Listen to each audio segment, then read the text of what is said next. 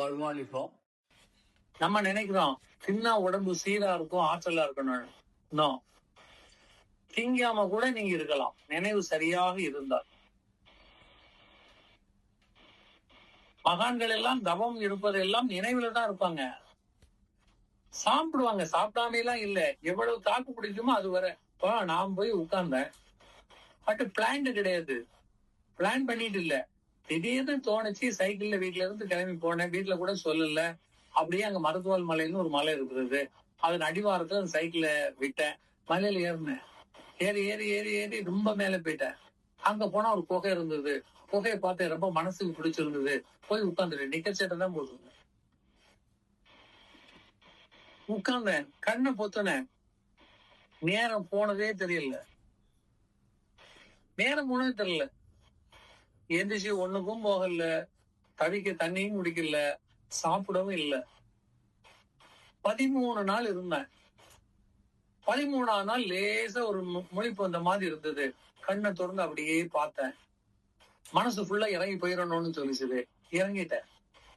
இப்ப இந்த இடத்துல நான் சிந்திக்க வேண்டிய என்னன்னா, ஏன் 13 நாள், ஒரு 15 நாள் இருந்திருக்கலாமே, 15 நாள் இருந்திருக்கலாமே. It's not my plan.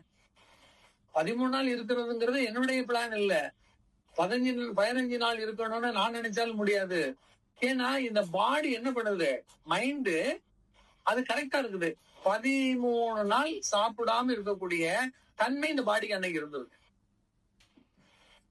அதான் நம்ம உணரணும். அதுக்கு மெயின்டைன் பண்ண முடிஞ்சு 13 days மெயின்டைன் பண்ணலாம். ஆனா அதை அசியூம் பண்ணிட்டு உட்கார்ந்து அப்படியே மறந்த நிலை. 13ஆவது நாள்ங்கிற ஒரு தேவை உண்டாகிறது உள்ளுக்குள்ள. சாப்பிடணும், பழிக்குது, தண்ணி தாகம் வருதுங்கிறது விழிப்பு கொடுத்துச்சு. அப்ப அந்த பாடி தாங்குற அளவுக்கு சாப்பிட்டாதான் வாழ்வோன்னு இல்லை, சாப்பிடாம பாடியில என்ன இருக்கணும், அந்த ஆற்றல். நீங்க நன்றாக ஞாபகம் வைத்துக் கொள்ளுங்கள், ரத்தத்தை விட, நிணநீரை விட, ரத்தம் என்பது நம்ம உண்ணக்கூடிய உணவெல்லாம் இருக்குது இல்லையா, இந்த உணவை என்ன பண்ணுதுன்னு சொல்லியாச்சுன்னா சாராக பிழிந்து அத டிஸ்ட்ரிபியூட் பண்ணுது உடம்புல உள்ள பாடிக்கு எல்லாம். அது ஒரு பக்கம் சுத்தத்தை கொண்டு போகுது, மறுபக்கம் அசுத்தத்தை கொண்டு போகக்கூடிய நரம்புகள், திசுக்கள் எல்லாம் இருக்கும். அப்ப ரத்தத்துல இந்த சக்தி ஓடிக்கொண்டே இருக்கும். அந்த ரத்த அழுத்தத்துக்கு மேலே ஒரு ஓட்டம் இருக்கிறது, நீர் ஓட்டம், வெறும் நீர் தான். அந்த நீர் மந்திர நீர்னு கூட சொல்லுவாங்க அத. ஆனா அது மருத்துவ நீர், மருந்து. அந்த நிணநீர் உங்களுக்கு என்ன பண்ணுன்னா மருந்து. அந்த நிணநீர் கரெக்டா ஓடும் போதுதான் இந்த பிரஷர் எல்லாம் அது சரி பண்ணும், ரத்த ஓட்டத்தை மட்டுப்படுத்தும். உடம்புல ஏதாவது டஸ்ட் வந்துட்டு, தூசி வந்துட்டு, ஏதாவது கிருமி வந்துட்டுதுன்னு சொன்னா இந்த நிணநீர் தானாகவே அதை என்ன பண்ணிடும், அழிச்சிடும். அததான் இவங்க என்ன சொல்றாங்கன்னா, சிவப்பணு வெள்ளை அணு, அதுல வெள்ளை அணு சண்டை போட்டு காப்பாற்றக்கூடிய யாரு, வாரியர் இல்லையா. வெள்ளை அணு அல்ல, நிணநீர். இந்த நிணநீர் தான் அந்த ஊக்கத்தை கொடுக்கிறது, மருந்து சக்தி அல்ல. இப்ப நீங்க நல்லா பாருங்க, நடந்து போகும்போது கையில முட்டுல ஏதாவது பட்டுச்சு, இல்ல கீழே விழுந்துட்டீங்க, தேஞ்சிச்சுன்னா அந்த இடம் சிராய்ப்பு என்ன பண்ணுன்னா ரத்தம் அப்படியே லேசா கசிஞ்ச மாதிரி இருக்கும், தோல் லேசா செதஞ்சு ரத்தம் கசிஞ்சு இருக்கும். பாத்தீங்கன்னா அதுலயே நீர் சுரக்க ஆரம்பிச்சு, கொஞ்ச நேரத்துல அப்படியே நீர் சுரந்து நீங்க அப்படி காத்துல அப்படியே விட்டீங்கன்னா அந்த நீர் அதை காய வைத்து விடும். ரத்தத்தை உறைய வைக்கக்கூடிய ஆற்றல் நிணநீருக்கு தான் இருக்கு. அப்ப காய்ப்பு எல்லாம் அதுதான் சரி பண்ணுது. அந்த காலத்துல மருந்தே கிடையாது. அதனாலதான் வள்ளுவர் சொல்ற, மருந்துன்னு வேண்டாமாம் அதை சும்மா இல்ல. வள்ளுவரானுடைய ஒவ்வொரு வாக்குமே மந்திரம். மருந்து என்ன வேண்டாமான்னு சொன்னா, அப்ப நோய் வந்தா வேண்டாமா ஐயா, மருந்து இல்லாம எப்படி வாழ முடியும்னா, உடம்புக்குள்ளேயே மருந்து இருக்குதுயாங்கிற. நம்ம அந்த பாடத்துக்கு போகல. இப்ப நம்ம கத்துக் கொடுக்கிற பாடம் எல்லாம் வெட்டி பாடம், தெரியாத பாடம், இஷ்டத்துக்கு சொன்ன பாடம்.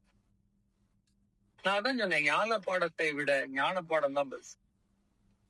அப்ப அந்த ஞான பாடம் என்ன பண்ண, உண்மை பாடம், அது உங்களுக்கு உள்ள சொல்லும். அப்ப உடம்புல ரத்த ஓட்டம் இருக்க வேண்டும், கண்டிப்பாக வேண்டும். ரத்தம் எப்படி இருக்கணும், அளவாக இருக்க வேண்டும், உறைஞ்சிடக்கூடாது, உஷ்ணத்தோடு இருக்கணும். ரத்தத்துல உஷ்ணம் இல்லைனாலும் போயிடும் இல்லையா? அது இயல்பாக உடம்பு உஷ்ணத்தை வைத்திருக்கிறது, அக்னியை வைத்து.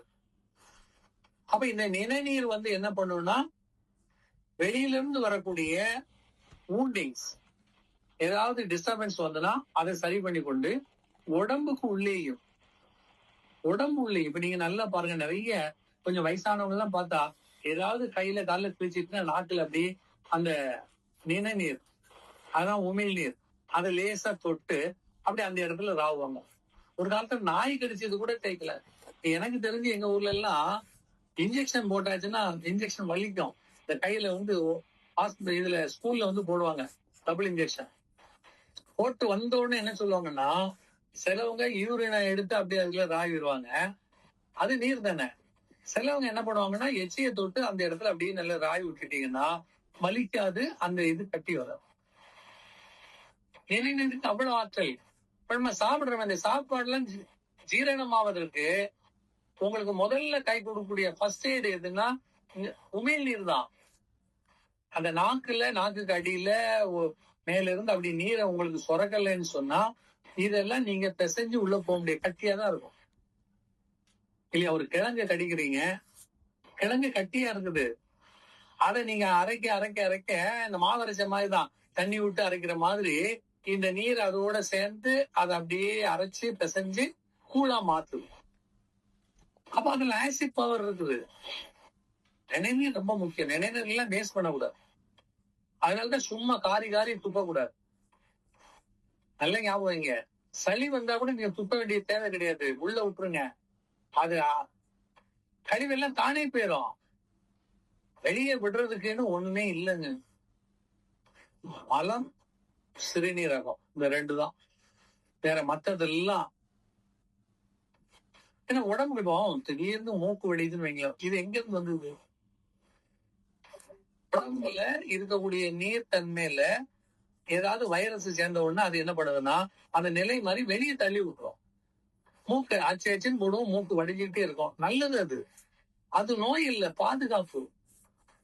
அத மூக்கு சீண்டல்ல வடியல்லன்னு சொன்னாதான் கஷ்டம். தலைவலி வந்துடும், பாரம் வந்துடும், தலையில கட்டியே வரும். நீங்க மூக்கு சீண்டுறது மூக்கு வடிதெல்லாம் வந்து ஒரு பெருசா நினைச்சு அதுக்கு அடைமானம் எல்லாம் போடக்கூடாது. வடிஞ்சுதா நல்லா அழகா மூக்க சீந்துங்க, தண்ணி வச்சு தொடச்சுங்க, தப்பு இல்ல. ஏன்னா அது என்ன பண்ணுதுன்னா உங்களை பாதுகாக்குது, பிரிவென்ட் பண்ணுது. இதெல்லாம் உள்ள இருக்கக்கூடிய நீர் சக்தினால. நம்ம பாடியிலேயே நீர் சக்தி கூடுதல் இருக்கணும், இல்லைன்னா கிழவன் ஆயிடுவோம், வயசாயிரும். கண்ணம்லாம் கொக்குடுதுன்னா நீர் இல்லாததுதான்.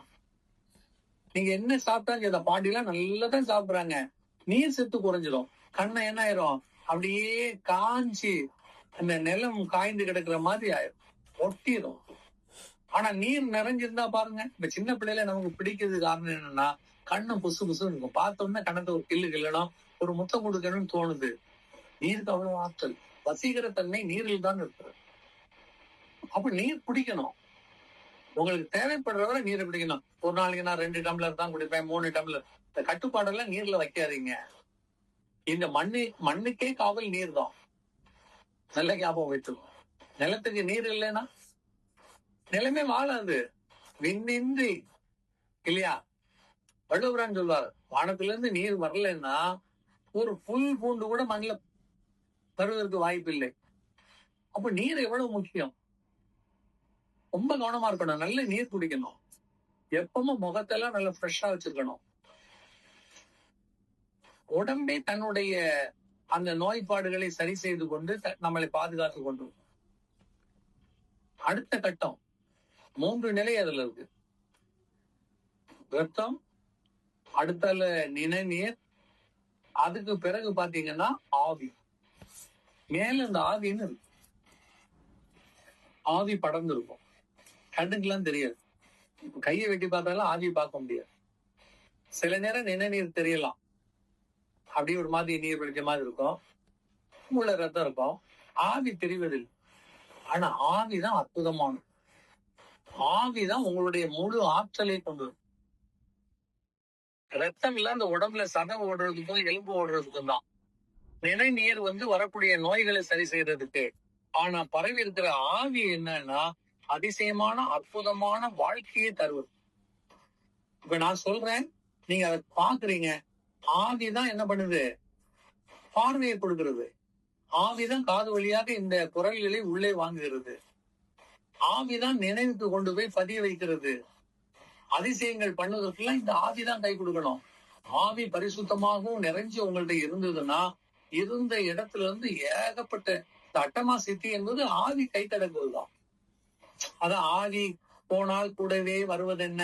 ஏன்னா இவங்க மூச்சை சொல்றாங்க, மூச்சு அல்ல அது.